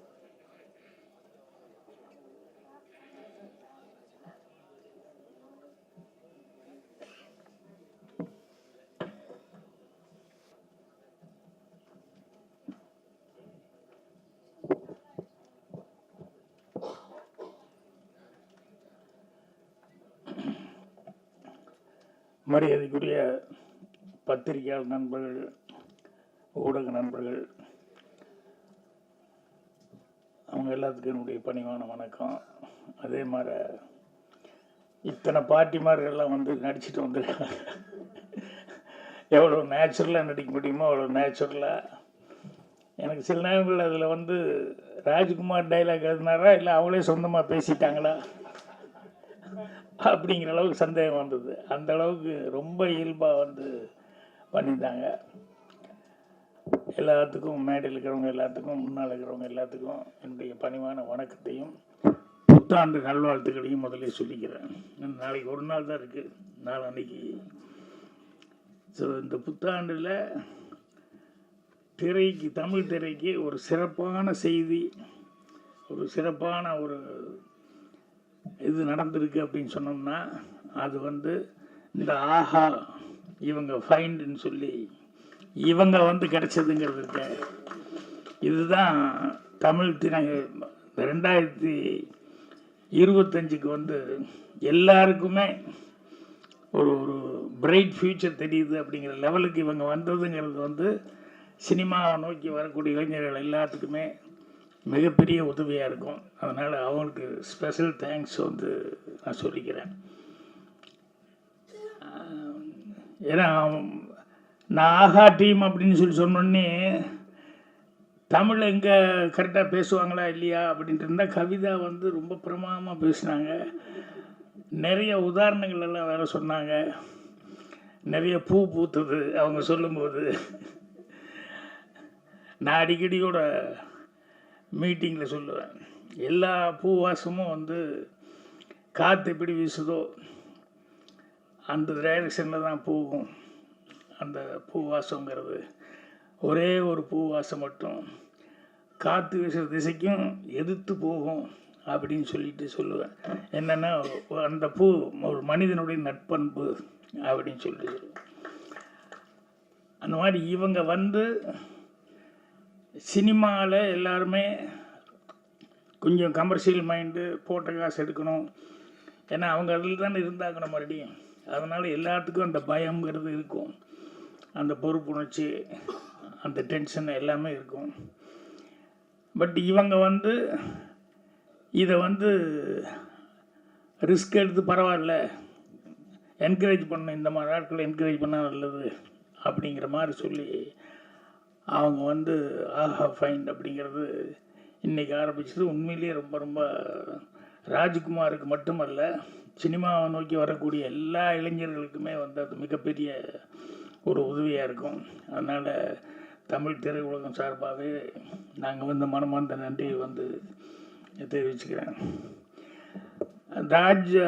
தாஜ்னூர் அவருக்கு ஸ்பெஷல் தேங்க்ஸ் சொல்லிக்கிறேன். என்னென்னா இந்த படத்தை வந்து பார்க்கணுன்னு அவர் தான் எனக்கு ஃபோன் பண்ணி, வர்ற வரைக்கும் எனக்கு தெரியாது, ஆனால் வர்ற வழியில் தான் படத்தினுடைய பேர் என்ன அதுங்கிறது நான் அதுக்கப்புறம் தெரிஞ்சுக்கிட்டேன். அவர் இந்த படத்துக்காக அவர் வந்து எவ்வளோ ஸ்ட்ரெயின் பண்ணியிருக்காரு அப்படிங்கிறதெல்லாம் ராஜ்குமார் சார் சொன்னாப்புல. அவர் சொல்லும்போது சொன்னார், இந்த படத்தில் எனக்கு எப்படி மியூசிக் பண்ணுறது அப்படிங்கிறதே கொஞ்சம் கன்ஃபியூஷனாக இருக்குது அப்படின்னு சொல்லிட்டு. சில நாட்கள் அப்படி வரும். எப்படின்னு விஸ்வநாதன்னே ரீரிகார்டிங் வாட்சிட்டு இருக்கும்போது திடீர்னு ஒரு இடத்துல நிறுத்திக்கிட்டார். தம்பி ஒரு சின்ன கன்ஃபியூஷனாக இருக்குது, என்ன பண்ணுறதுன்னு தெரியலையே, என்னென்ன அப்படின்னு. இல்லை, அந்த கேரக்டர் அழுதுட்டுருக்கான், அவங்க அம்மா செத்து போச்சு, ஆனால் நீங்கள் பேசுகிற டைலாக் வந்து எல்லோரும் மியூசிஷியன்லாம் கைதட்டி ரசிக்கிறான், சிரிச்சுக்கிட்டு இருக்கான். நான் அந்த அழுகிற கேரக்டருக்கு மியூசிக் போடுறதா, சிரிக்கிற கேரக்டருக்கு மியூசிக் போடுறது, எப்படி போடுறதுன்னே தெரியல எனக்கு அப்படின்னு சொல்லிட்டு அந்த நாட்டில் முக்கியமான ஒரு இடத்துல வந்து அவன் நிறுத்திட்டு கேட்டார். அப்போ நான் ரெண்டுக்கும் சேர்ந்த மாதிரியே போடு, ரெண்டுக்கும் வயா மீடியா இருக்கிற மாதிரி போடுங்க அப்படின்னு சொல்லி அந்த இடத்துல பிரமாமா ரீரிகார்டிங் பண்ணியிருந்தார். சில நேரங்களில் காமெடின்னா காமெடிக்கு வந்து தனியாக வாசிச்சுட்டு போயிடலாம், பேத்தாஸு லவ்வோ அது இதுக்கு அந்தந்த மூடுக்கு பண்ணலாம். இப்போ என் படங்களில் அதெல்லாம் மாறி மாறி வந்துடும். திடீர்னு சிரிச்சுக்கிட்டே இருக்கிற மாதிரி இருக்கும், டக்குன்னு லேசாக ஒரு சென்டிமெண்ட் வந்துடும். அப்புறம் சென்டிமெண்ட் சீனாக இருக்குன்னு நினச்சிட்டு இருக்கும்போது திடீர்னு வந்து காமெடி அப்படிங்கிறது வரும். ஸோ ராஜ்குமார் வந்து இந்த படத்தில் வந்து பெஸ்ட்டு சமாச்சாரமாக என்ன அப்படின்னா, அவருடைய ரியல் லைஃப்லேயே என்னென்ன பட்டாரோ அதை பூரா சீனாக பண்ணிக்கிட்டாரு. அதில் அந்த பாட்டி மாறவங்க எல்லாம் வந்து நடிக்க வச்சதுங்கிறது இருக்க, அது ஒரு பெரிய விஷயம். அவங்கெல்லாம் வந்து ஏன்னா எனக்கெல்லாம் வந்து சினிமாக்குள்ளே வரும்போது எங்கள் பாட்டி இதெல்லாம் செப்பத்திக்கினே கூட்டு அப்படிம்பாங்க. என்னன்னா சினிமான்னா அது பிடிக்காது, அதுன்னா அதெல்லாம் மனுஷன் செய்கிற வேலையாங்கிற மாதிரியே வந்து சினிமா மேலே இருக்கிற ஆர்வம் வந்து பார்க்குறதுக்கு ஓகே ஒழிய அதுக்கு ஒருத்தர் போகிறான்னு சொன்னோம்னா ஒத்துக்கவே மாட்டாங்க. எங்கள் அண்ணன் எல்லாருமே பெல்ட் எடுத்துக்குவாங்க. நான் இது எல்லாத்தையும் தாண்டிக்கிட்டு எனக்கு இதுதான் வேணும் அப்படின்னு சொல்லிட்டு நான் வந்ததுக்கப்புறம் அப்புறம் எங்கள் பாட்டியிலேருந்து எல்லாருமே சமரசமாயிட்டாங்க. எங்கள் அண்ணன் என்ன எல்லாருமே சமரசமாயிட்டாங்க. அதுக்கப்புறம் படம் எடுக்கும்போதெல்லாம் அவங்க வந்து பார்த்துட்டு ரொம்ப ஒவ்வொருத்தரும் ஒவ்வொரு மாதிரி கமெண்ட் கொடுப்பாங்க. சின்ன வீடு பாட்டுக்கிட்டு எங்கள் பாட்டி என்னை திட்டிடுச்சு, ஏறா படம் அப்படின்னு. நல்லா தான் பாட்டி எடுத்துருக்கேன், நல்லது என்ன நல்லா தான், உங்கள் அம்மா எல்லாம் குண்டு இல்லையா, பொண்டாட்டி கொஞ்சம் குண்டுங்களுக்கா எங்கே வேணால் ஊர் மாறி போயிடுறா அப்படின்னு. படத்தில் நான் நடிச்சிருக்கிறேன் அப்படிங்கிறது தான் அவங்களுக்கு தாக்கம். நான் தான் கதை எழுதுனேன், நான் தான் டைரக்ஷன் பண்ணிக்கிறேன் அப்படின்னு சொல்லி அது அவங்களுக்கு இதே கிடையாது. நீ நடிகனா வந்து கரெக்டாக இல்லை, வைஃப் இருக்கும்போது நீ எப்படி அது கொஞ்சம் குண்டுங்களுக்கா எப்படி நீ இப்படியெல்லாம் பண்ணலாம் இப்படின்னா அவங்களுக்கு புரிய வைக்க முடியல என்னால். அதோடு நிறுத்திருந்தா பரவாயில்ல, அடுத்த தடவை எடுக்கிறதுக்கு முன்னால் முதல்ல என்கிட்ட கதையை சொல்லு அப்படின்னு எங்கள் பாட்டி. அந்த மாதிரி ராஜ்குமார் கதையை சொல்கிறதுக்காக நிறைய இடத்துக்கு போவார் இல்லையா. நான் வந்து முதல் கண்டிஷனே சினிமா எடுக்கும்போது டைரக்ஷன் பண்ணும்போது என் ப்ரொடியூசர்கிட்ட முதல் கண்டிஷனே நான் யாருக்கிட்டையும் போய் கதை சொல்ல மாட்டேன், அதுக்கு சம்மதம்னா நான் டைரக்டரை ஃபிக்ஸ் பண்ணுங்க, இல்லை ஃபைனான்சியர் வர்றாரு, டிஸ்ட்ரிபியூட்டர் வர்றாரு, இவங்க வர்றாங்க அவங்க வர்றாங்கன்னு சொன்னோம்னா அவங்ககிட்டலாம் கதை சொன்னேன். என் மேலே நம்பிக்கை இருந்தால் என்னை டைரக்டராக போட்டு எடுங்க. ஆனால் நான் யாருக்கிட்டையும் வந்து கதை சொல்ல மாட்டேன். படம் வந்து கடைசியில் பார்க்க சொல்லுவேன், படம் வந்து நம்பிக்கையாக அவங்களுக்கு பார்க்குற அளவுக்கு இருக்கும் அப்படின்னு சொல்லிட்டு அது வந்து ராஜ்குமார்லாம் அப்படி சொல்லியிருக்கிறதுக்கான வாய்ப்பு இல்லை, தேடிக்கிட்டு தான் போயிட்டு இருந்தேன். எனக்கு அந்த வாய்ப்பு என்னென்னா எங்கள் டைரக்டனுடைய படம் 3 படமும் கண்டினியூஸாக சக்ஸஸ் ஆனதுனால எனக்கெல்லாம் வந்து அந்த நம்பிக்கைங்கிறது வந்துருச்சு. நம்பிக்கை வந்தாலும் கூட அதுக்கு வந்து ஆட்கள், இப்போ அவர் சொல்லிட்டு இருந்தார் இல்லையா, இப்போ அதிகமான என்கிட்ட பேசும்போது சொல்லிட்டு இருந்தார், அவர் சியாட்டில் என்ன மீட் பண்ணது ஃபோட்டோ எல்லாம் காமிச்சு நான் தமிழ் சங்கத்துக்கு போனதெல்லாம் சொல்லிக்கிட்டு இருந்தார். அவர் வந்து எவ்வளோ தூரம் வந்து இவருக்கு ஹெல்ப் பண்ணணும் அப்படிங்கிறதுக்காக வந்து அவர் ஆட்களை எல்லாம் பிடிச்சி இண்டிவிஜுவலாக வந்து ப்ரொடியூசர்களை எல்லாம் அவர் கரெக்ட் பண்ணிக்காரு அப்படிங்கிறது பெரிய சமாச்சாரம். அப்புறம் பஜார் நம்ம திருநாவுக்கரசு அவர்கள் இந்த படத்தை அவங்கக்கிட்ட எப்படியாவது காமிச்சு அவங்கள வர வைக்கணும் அப்படிங்கிறத வந்து அது எவ்வளோ சிரமப்பட்டு அவங்கள வந்து இந்த படம் பாருங்க அப்படின்னு சொல்லி. ஸோ அது உண்மையிலேயே சினிமாவில் இருக்கிறவங்க நான் சொன்ன மாதிரி வந்து கமர்ஷியல் மைண்டாக தான் பார்ப்பாங்க. என்னென்னா போட்ட காசு வருதா, அதுக்கு உத்தரவாதம் இருக்கா அப்படிங்கிறத எல்லாருமே பார்ப்பாங்க. நல்ல படம் எடுத்தால் கூட சில நேரங்களில் வந்து கையை கடிச்சிச்சுன்னா என்ன பண்ணுறது அப்படிங்கிறதுனால இது ஜனங்கிட்ட போகுமா போகாதா அப்படிங்கிற ஒரு குழப்பம் இருக்கும். ஜனங்கிட்ட போகிறது அப்படிங்கிறது போனால் தானே தெரியும் அது நல்லா இருக்கா இல்லையாங்கிறது, போகாமையே எப்படி தெரியும். ஸோ அதனால் இது வந்து அவங்க வந்து அந்த பாட்டி இவங்கெல்லாம் வந்து நடித்தது அந்த ரியலாக இருக்கக்கூடிய சில ப்ராப்ளங்கள் அதெல்லாம் வந்து பார்த்துக்கிட்டு அந்த கதையோடு ஒட்டி வந்து இவங்க பார்த்து இல்லையே அது நல்லா தான் இருக்குது, அங்கங்கே சிரிப்பு இருக்குது, அங்கங்கே சென்டிமெண்ட் இருக்குது அப்படின்னு சொல்லிட்டு இது எல்லாமே வந்து இந்த ஆஹா டீம் வந்து பார்த்து செலக்ட் பண்ணுறதுங்கிறது இருக்குது, அதுதான் கிரேட்டு. அதனால தான் வந்து இந்த ஆஹா ஃபைண்டுங்கிறதுல ஃபஸ்ட்டு படமாக வந்து ஒரு நல்ல படம் பயோஸ்கோப்புங்கிற ஒரு படத்தை வந்து ஃபஸ்ட்டு படமாக செய்கிறாங்க. அந்த ஃபஸ்ட்டு படமாக செய்கிறது அளவுக்கு படமும் வந்து ராஜ்குமார் வந்து நல்லா சிரமப்பட்டு அந்த ரியல் லைஃப்பில் இருக்கிற கேரக்டர்ஸே எல்லாத்தையும் பிடிச்சி போட்டு பண்ணனா ஏன் சோகதை கேள் அந்த பாட்டில் பார்த்தா முன்னால் எல்லாம் அழுதுட்டு இருக்கிற பாட்டியெல்லாம் இருக்காங்களே எல்லாமே ஒரிஜினலாக அந்த ஊருக்காரங்க. கூப்பிட்டு என்ன பண்ண பாக்கியம் அப்படின்னா ஒன்றும் இல்லை கொஞ்சம் கொஞ்சம் கொஞ்சம் அப்படியே அழுதுட்டு உட்காந்துருக்குன்னு நீங்கள் முன்னால் அப்படின்னா எதுக்கு அழுகிறதுன்னு எப்படி அழுகிறதுன்னு கேட்டால் ஒன்றும் இல்லைங்க கண்ணில் போட்டோம்னா எரிச்சலாக அதுலேயே வந்து அழுதுட்டு உட்காந்துருங்கன்னு சொல்லி கிளிசரின் கொஞ்சம் குடியா எல்லாத்துக்குன்னா ஐயோ ஐயோ இது என்னத்தை போட்டு இது இவ்வளோ தூரம் எரியுதுன்னு பேசாமல் உட்காந்து அப்படியே பாருங்கள் நாங்கள் பாட்டு பாடுவோம் அப்படின்னு சொல்லிட்டு. ஸோ அந்த அந்த மாப்பிள்ளைக்கு தோழனா வந்தவனை வந்து கூப்பிடுறது ஏப்பா ஒரு நல்ல பையனாக கூப்பிட்டு வர்றது இல்லையா மாப்பிள்ளை இப்படியா கூப்பிட்டு வருவாங்களேன்னு சொல்லுவாங்களே அதெல்லாம் வந்து ரியல் கேரக்டர். இப்போ நான் கோபிகா தான் மறுபடியும் ஷூட்டிங்கு போகும்போது அடுத்த ஜென்ரேஷன் இவங்கெல்லாம் வந்திருப்பாங்க இல்லையா அவங்களுக்கு அந்த குழந்தைகள்லாம் பார்த்ததில்லை. சினிமாவில் வந்து இப்போ அங்கே வில்லேஜுகளில் சில நேரங்களில் ஃபோட்டோ கூட எடுத்து வச்சுருக்க மாட்டாங்க. இப்போ இந்த படம் வந்து பார்க்கும்போது அந்த பாட்டு போட்டோம்னா இதுதானே அவங்க அப்பத்தான் அவங்க இவங்கன்னு சொல்லி எல்லாம் காமிக்கிறது இருக்கு. அதில் அவ்வளோ ஒரு சந்தோஷமாக அவங்க வந்து காமிச்சிக்கிட்டு இருப்பாங்க. அந்த மாதிரி விளக்கு வச்ச நேரத்தில் பாட்டில் என் அசிஸ்டண்ட்டு பவானி அவங்க தாத்தா பாட்டி அந்த ஓப்பனிங் சீனுக்கு அந்த விளக்கு வச்ச நேரத்தில் பாட்டு கொடுக்குறதுக்கு முன்னால் அந்த சோறு விட்டுறதுக்கு அந்த ஒரிஜினல் தாத்தா பாட்டி இது பண்ணால் முதல்ல பாட்டியெல்லாம் ஓகேன்றுச்சு. தாத்தா வந்து அடா பரிசல் எங்கே உள்ளே வந்து அவ்வளோ தூரமெல்லாம் நான் வரமாட்டேன் நான் போ அப்படின்னு சொல்லி நீ போயிட்டு வா அப்படின்ட்டுச்சு. அப்புறம் பாட்டியை கூப்பிட்டா அவர் இல்லாமல் நான் மட்டும் வந்து யாருக்கோ சோறு விட்டுறதுக்கு நான் எங்கே வர்றேன் அப்படின்ட்டு அதெல்லாம் வரமாட்டேன் அப்படின்னு சொல்லிட்டு அப்புறம் 2 பேர்த்தையுமே ஒரிஜினல் பேரையே வந்து கஷ்டப்பட்டு எடுத்துகிட்டு போய் கடைசியில் ஷார்ட் எடுத்தோம். ஸோ அந்த மாதிரி ரியல் கேரக்டர்ஸு சினிமாவில் பார்க்கும்போது கல்லாப்பட்டி சிங்காரமெல்லாம் அவர் ஏன் அவ்வளோ தூரம் இருந்ததுன்னா எனக்கு தத்ரூபமாக அந்த மாதிரி கேரக்டர்ஸ்லாம் இருக்காங்க. சூர்லா சித்திரங்களில் அதே மாதிரி அந்த டெய்லர் கேரக்டர்லாம் பார்த்தோம்னா ஒரிஜினலாகவே அந்த மாதிரி பேசிட்டு இருக்கிற கேரக்டர்ஸ் இருக்காங்க. ஸோ இதெல்லாம் சினிமாவில் வைக்கும்போது கண்டிப்பாக ரசிப்பாங்க அப்படின்னு சொல்லிட்டு ஒரு நம்பிக்கையோடு நம்பிக்கிறேன். ஆனால் என்னென்னா டேஸ்ட் வந்து ஒவ்வொருத்தருக்கும் ஒவ்வொரு மாதிரி இருக்கும். சில பேர்த்துக்கு சில கதையை சொல்லும்போது இது என்ன சார் இது இப்படி இருக்குது அப்படி இருக்குது அப்படிமா படமாக வந்து பார்த்தா தான் அதுக்கப்புறம் சரி அப்படின்னு சொல்லுவாங்க. ஸோ அதனால தான் நிறைய பேர் போய் கதை சொல்ல போகும்போது மாட்டிட்டு முழிக்கிறதுக்கு காரணமே என்னென்னா அவங்க வந்து டேஸ்ட் ஒன்றா இருக்கும். இவங்க கதை சொல்ல போகிறவங்க ரொம்ப நம்பிக்கையோடு இருப்பான் இது கண்டிப்பாக ஜனங்கிட்ட போய் சேரும் அப்படின்னு நம்பிக்கையாக இருப்பான். அது சிங்க் ஆகிறது சில நேரங்களில் ஈஸியாக இருக்கும் சில நேரங்களில் கஷ்டமாகவும் போயிடும். அதனால் ராஜ்குமாரை பொறுத்த வரைக்கும் அதிகமான மாதிரி ஆட்கள் திருநாவுக்கரசு மாதிரி இவங்கெல்லாம் வந்து இருந்ததுனால இந்த ஆஹா டீம் கிடைச்சதுங்கிறது வந்து ஒரு மிகப்பெரிய ஒரு இது வந்து இவங்களுக்கு மட்டும் கிடைச்சதா இல்லை நான் சொன்ன மாதிரி தமிழ் இண்டஸ்ட்ரிக்கே வந்து சின்ன படம் எடுக்கிறவங்க எல்லாத்துக்குமே இது வந்து மிகப்பெரிய ஒரு உதவியாக இருக்குது. ஸோ அதுக்கு வந்து ஸ்பெஷல் தேங்க்ஸ் சொல்லிக்கிறேன். ராஜ்குமார் படத்தை பற்றி நான் பெருசாக ஒன்றும் சொல்லணுங்கிறது இல்லை. ஏன்னா படமே வந்து ரியலிஸ்டிக்காக இருக்குது.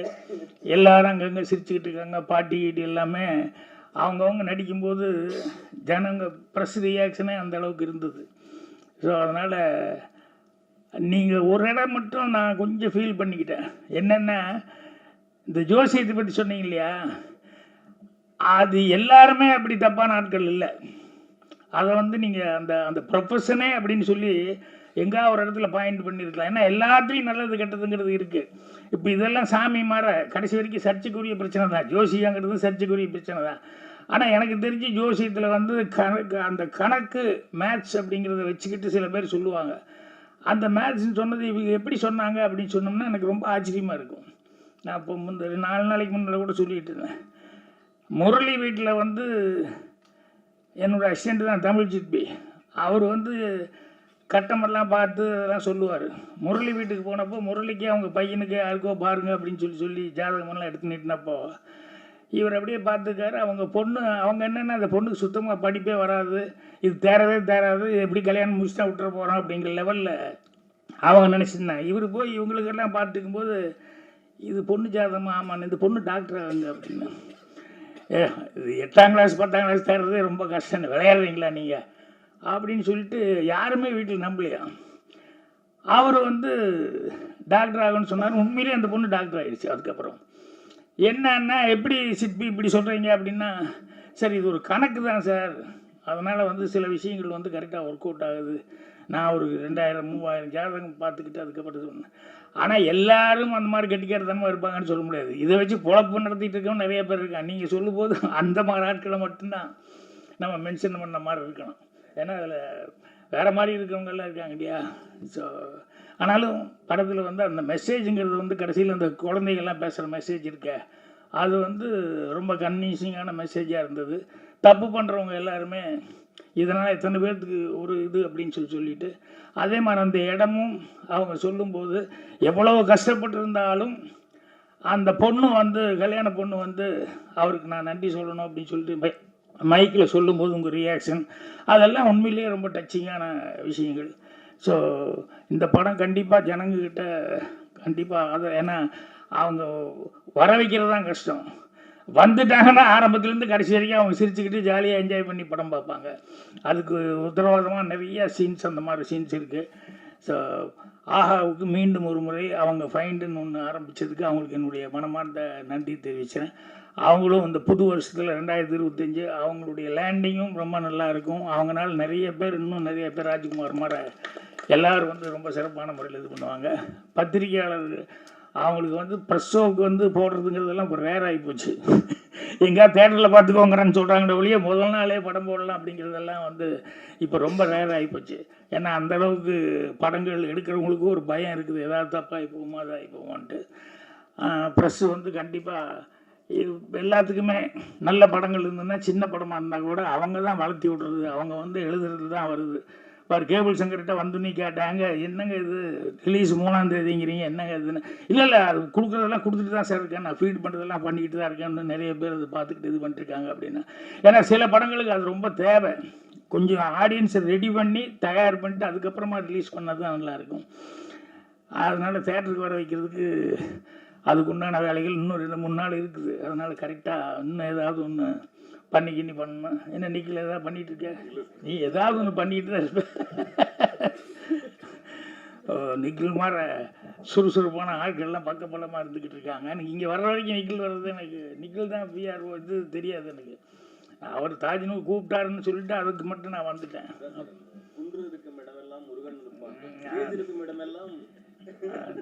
துணி மாற்றாமல் அதே துணி நிற்கிறாரு, எனக்கு அதுதான் டவுட்டு. வந்து இந்நேரம் 2 ட்ரெஸ்ஸாவது மாற்றிருக்கணும், மாற்றாமல் நிற்கிறாருங்கிறது. ஸோ பத்திரிகையாளர்கள் கண்டிப்பாக உங்களுடைய நல்ல ஆதரவை வந்து இவங்களுக்கு படத்துக்கும் கொடுக்கணும், இந்த பயோஸ்கோப் படத்துக்கும் கொடுக்கணும். அதே மாதிரி வந்து தமிழுக்காக வந்து இவ்வளோ தூரம் ஒரு சர்வீஸ் மென்டாலிட்டியோட ஆஹா ஃபைன்னு சொல்லி இதை ஆரம்பிக்கிறாங்க, அவங்களுக்கு உங்களுடைய ஆதரவு கொடுக்கணும்னு சொல்லி கேட்டுக்கிறேன். நன்றி, வணக்கம். Thank you sir. ஸோ அடுத்ததாக பயோஸ்கோப் படம் ரிலேட்டடான கொஸ்டின்ஸ் இல்லை ஆஹா ஃபைன் ரிலேட்டடான கொஸ்டின்ஸ் எதாக இருந்தால் பிரசன்ட் மீடியா நண்பர்கள் நீங்கள் கேட்கலாம்.